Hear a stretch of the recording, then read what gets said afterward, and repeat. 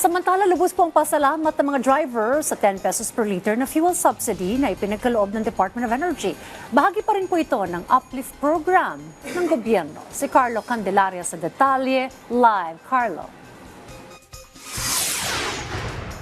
Dayan, patuloy na pinalalawak ng Department of Energy yung 10 pesos per liter na fuel subsidy para doon sa ating mga drivers na jeepney drivers at UV Express drivers. Gaya na lamang dito sa isang gasolinahan sa Quezon City. Ang jeepney driver na si Joseph, maagang nagpakarga ng diesel at nag-avail ng fuel subsidy ng gobyerno kung saan 10 piso ang tapyas sa kada litro ng ipakakargang langis. Ayon sa kanya, malaking bagay ito lalo na ngayong pabago-bago ang presyo ng petrolyo na nakaapekto sa kinikita nilang mga tsuper. Kasi pataas na naman ng diesel eh. Malaking bagay na yung diesel.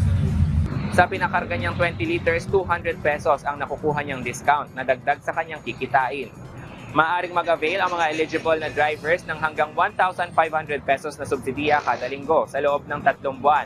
Kaya naman target ng Department of Energy na maisama na sa rollout ng diskwento ang lahat ng mahigit 8,000 gas station sa bansa.